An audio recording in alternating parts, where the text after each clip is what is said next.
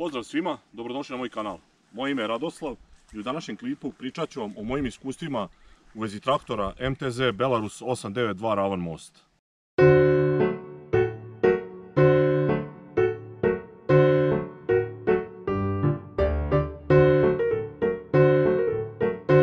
Kao što vam je poznato, traktori Belarus, sama reč kaže, proizvode se u Belorusiji.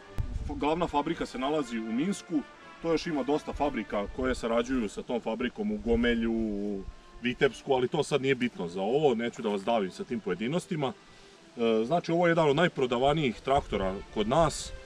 Konkretno ovaj model 892 počeo je da se proizvodi 1994. godine i tu nema nekih velikih promjena, to je sve standardno. Inače, ovaj traktor kupio sam 2015. godine u oktobru. Znači, na jesen će imati 5 godina.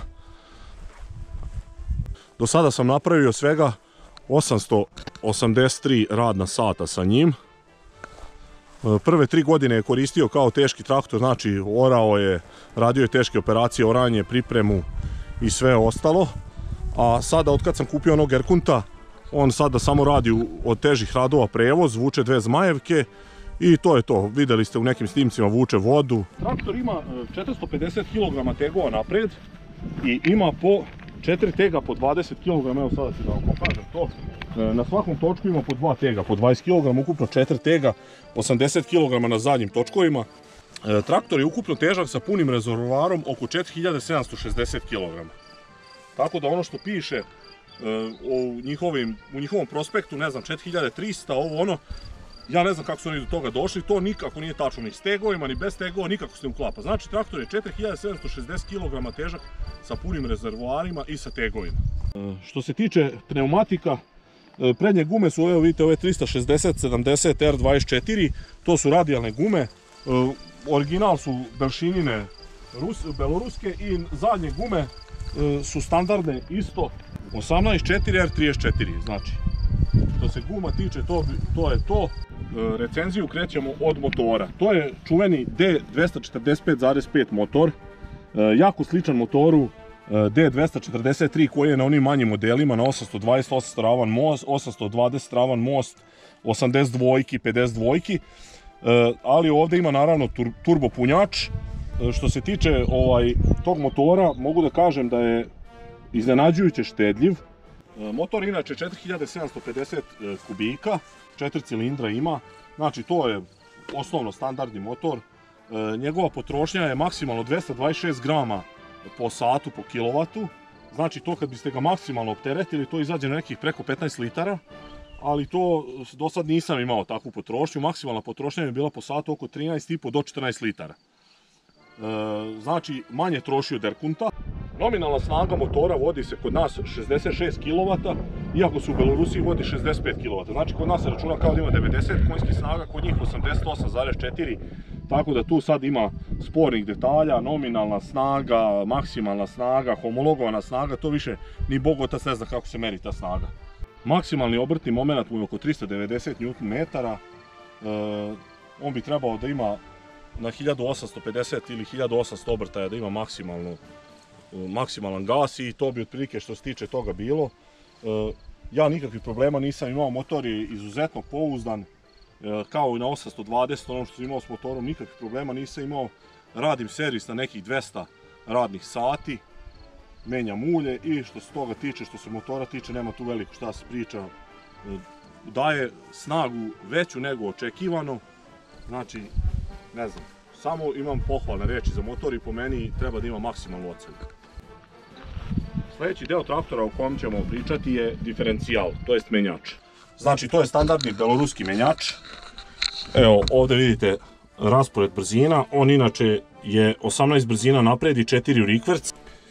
Evo, kao što vidite sad na snimku, znači taj diferencijal ima 2 ranga brzina. Imate prvi rang crno, drugi rang belo, imate zec kornjaču.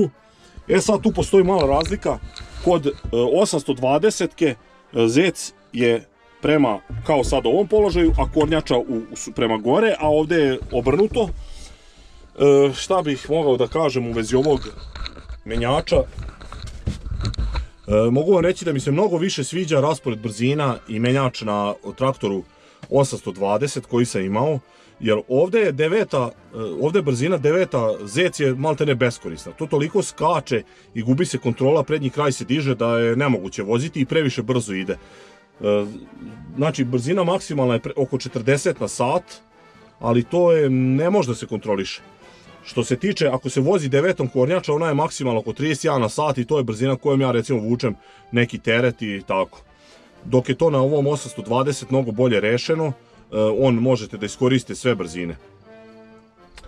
Što se tiče ovih malih brzina koje on ima, prva zec i prva kornjača, to se nikad ne koristi, tako da se to, mogu da kažem da ima 3 brzine koje se nikad ne koriste. Prva zec, prva kornjača i 9 zec.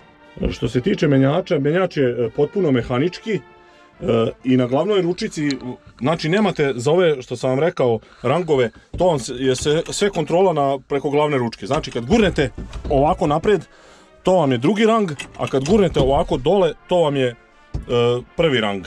I to je to. 9 brzina je direktna, nju inače imate i u prvom i u drugom rangu i to bi bilo to. Pogrešno je kada ljudi kažu spore i brze, to na Rusu ne postoji. Imate u prvom rangu, imate 9 brzinu koja je najbrža, a u drugom rangu imate drugu brzinu koja je druga najsporija. Znači nema logike da se to tako zove. Šta bih rekao, na šta treba obratiti pažnju što se tiče diferencijala, menjača i tih delova spojnice, to jest kvačila, lamele. Znači, ima izuzetno osjetljivu lamelu. Znači, ono ako imate naviku da držite dugo nogu na kvačilu, da na pola kvačila, to nikako ne smete, to će odmah da se pokvari. Znači, lamela će da izgori, neće izdržati ni, ne znam, par puta, par tih pokušaja, kako da kažem. Što se hidraulike tiče, na ovom modelu 892 ravan most imamo pojačan klip koji je 110 mm, protok pumpe je 45 litara. To sam zaboravio da kažem, na 820 je potpuno isti klip. Vretena na ovom modelu se dobijaju, kao što vidite, oba zatvorena sa ručkama, dok na 820 ima model, desna je imala ovu zatvorenu ručku, a levi je bio klasičan sa navojem. Sad, što se tiče, ima 3 para po 2 priključka hidraulike. Znači, to su sad, kao što ovdje možete vidjeti, ovdje su sad standardne tačke. Imamo sa leve strane, evo vidite, izvoda. Znači, tu sam ja sad mešao, vidite, imam i tačku i krstić.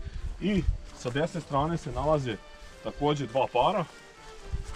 To jest jedan par, 2 izvoda. Evo, kao što možete da vidite. Što se tiče jačine hidraulike, deklarisana je 3800 kg maksimalna podizna moć na kraju poluga.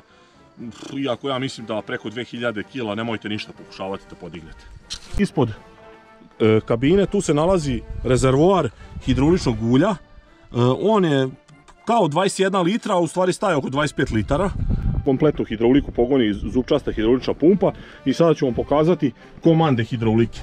Znači, to je prilično jednostavno kod Rusa urađeno. Ovo vam je ručka za dizanje i puštanje poluga. Znači, ovdje nema ništa komplikovano, nema nikakve elektronike. To je ta ručka, ovdje imate ove brojeve, ako uključite da vam radi plivajući hod, iako to na Rusu nije precizno. I ovdje vam se nalaze 3 ručke s desne strane, pored volana se nalaze 3 ručice hidraulike. Znači, jedno tamo dole vam je nacrtano. Znači, prva ručka za leve izvode, druga ručka za desne izvode i treća ručka za izvode nazad. Znači, sada se trenutno ova ručica nalazi u slobodnom protoku, to je položaj slobodnog protoka. Imamo položaj neutral, tu je zatvoren je protok ulja. Kada pritisnemo na dole, ulje ide u jednom smeru, a ovdje u gore ga moramo tražiti i to čujemo po pumpi kada uključena je pumpa, tu gure u kontrasmeru. Tako da, znači, dvosmerna je hidraulika, to sam zaboravio da kažem. Nema nekog velikog održavanja isto, morate obratiti pažnju da ne ostanete bez ulja, da vam ne izgore pumpa. Ima filter. Filter se nalazi u buretu, on bi trebao da se menja jednom godišnje i to je to što se tiče hidraulike. Sada dolazimo do dela traktora gdje pričamo o prednjem mostu. Znači, prednji most je taj standardan beloruski, samo što je ovo ravan most i kao što vidite, to je mnogo lepše urađeno. Traktor zbog ovog ravnog mosta ima nešto manji anšlag, kako mi kažemo, ali to je cena lepote. Inače, što se tiče ovog prednjeg mosta, na starom tipu prednjeg mosta, kao što znate, na onom grbavom mostu, jako su se jele prednje gume, to ovdje ne, kao što vidite, gume se potpuno jednako troše. Znači, hidraulika na 892 ravan most i na 820 ravan most je potpuno identična, tako da vam tu nisam nikakve govorio da li ima neki razlog, znači sve isto, 820 i 892 ravan most je potpuno isto. Što se tiče prednjeg mosta, ravnog mosta, tu je isto i na 820 i na 892, tako da tu isto nema nikakve razlike, znači to su identično je kod oba traktora.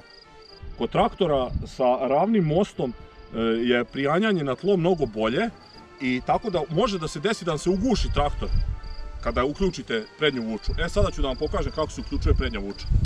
Prednju vuču uključujete na ovu ručicu pored desne noge, kako da kažem. Sad, tu šta treba obratiti pažnju? Znači, ovaj traktor ima 3 položaja ručice. Znači, imate isključena prednja vuča, imate na pola automatska prednja vuča, ona vam počinje da radi kada počnu zadnji točkovi da proklizavaju, i imate prinudna, to je skroz prema sebi kad povučete. Znači, ta radi u svakom slučaju, ta non stop vrti prinudna. Jednostavno je zaključivanje, samo što ovaj deo ovdje mora da se održava. Znači, mora da se podmazuje ova osovinica i dole ima jedan zglobić gdje hoće da zaglavi i to onda ne može da se uključi prednja vuča. Kočnice su potpuno mehaničke, imate naravno, možete da ih razdvojite, možete da ih spojite. Kočnice su na njemu slaba tačka, kočnice su suve, ali meni se uopšte ne sviđaju i bude problema ako se jedno vreme ne vozi traktor, bude problema s kočnicama. Što se tiče volana i upravljanja, vrlo je jednostavno. Jedino ako želite da vam bude mnogo osjetljiviji volan, morate pump podesiti i da lakše ide volan, to se na pumpi može da podesi i tako da ni to nije neki problem što se tiče upravljanja.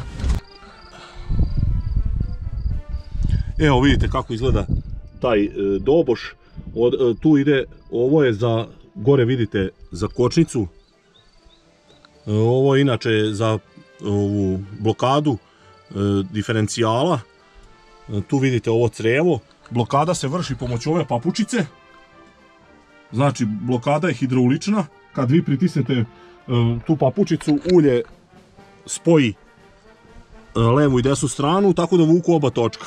Sljedeće o čemu bih govorio je kabina i udobnost traktora. Sada tu dolazimo kod najslabije tačke kod MTZ traktora i svih njihovih modela. Znači, oni prvo nemaju fabrički ugrađenu klimu. Što se tiče grejanja, grejanje je odlično. Grejanje se, evo, ovdje se pali i gasi grejanje, kao što vidite na ovu slavinicu. Zimi stvarno dobro greje, čak i preterano, ali leti je veliki problem, vrućina. Preglednost je dosta dobra, nije kao recimo na Arma traku. Pregledan je dosta traktor, retrovizori su veliki, u kabini ima dosta prostora. Ranije sam uspevao čak i po 250 kg semena da nosim u ovoj kabini. Znači, evo ovdje sad ćete vidjeti malo što ima oštećenja od alata. Recimo, ovdje sam mogao da nosim veliku kutiju alata. Akumulatori se nalaze iza vozača, iza sedišta. Traktor inače nema pomoćno sedište nikakvo. Ovo standardno sedište je mehaničko obično. Sedište je inače kopija Gramera, a možete da uzmete, imate da kupite traktor sa original Gramerovim sedištem, Belorus. Ovaj moj je sa kopijom Gramera i sedište je dobro. Evo sada ću vam pokazati i recimo neke probleme. Evo vidite, recimo ima rupica gdje ulazi prašina, na primjer nije dobro zadihtovana kabina ili ima neki, nije dobro zavareno. Tako ima tih nekih sitnica. Ne znam šta da vam kažem, evo na primjer u kabini ovaj radio, to sam ja ugradio, to nije imao. Ovdje vam je neka komandna tabla što se tiče svetala. Što se tiče ostalog komandne table u kabini, to evo kao što vidite naravno ima standardno voltmetar, merenje pritiska u sistemu vazduha, ulje, pritisak ulja, temperatura i gorivo. Evo kao što vidite napravljeno je 883 radna sata, sat meri naravno obrtaje. Volan možete da podešavate po samo po visini, znači ne možete po dubini, to se radi na ovu crnu ručku. Šta sam još zaboravio da kažem, da imate, ovdje imate ručka kojom se pušta kuka, ako je stavite, znači donja kuka za kiperku. Ovdje vam se nalazi ručica za uključivanje i aktiviranje kardana. Znači ovdje možete, imate položaj 1 i 2. Jedan položaj, to vam je znači položaj kardana preko točkova, i 2 vam je položaj 540.000 obrtaja. To postoji opcija, ali to dole mora jedan, kako da kažem, kao jezičak da se prebaci da bi mogao da rade 1000 obrtaja. Na ovu žutu ručku se uključuje kardan kada ga tamo aktivirate. Naravno, ovo nisam rekao, ovo vam je inače ručni gas. I otprilike, evo, kao što vidite sad kako ta kabina izgleda, to ništa specijalno nije. Imate ove brisače i nazad ima isto malo mesta, može nešto da se stavi. Generalno problem kod ove kabine, što sam ja ovako zaključio, je recimo što nemate nikakvu malu ladlu, nešto, neki pretinac gdje biste mogli da ostavite bilo šta, dokumenta, nešto bitno da vam ne bi ispalo. Tako da sam ja to riješio, evo vidite, stavio sam neku torbicu staru i u njoj nosim dokumenta za traktor i obično prikolice koje vuče ovaj traktor.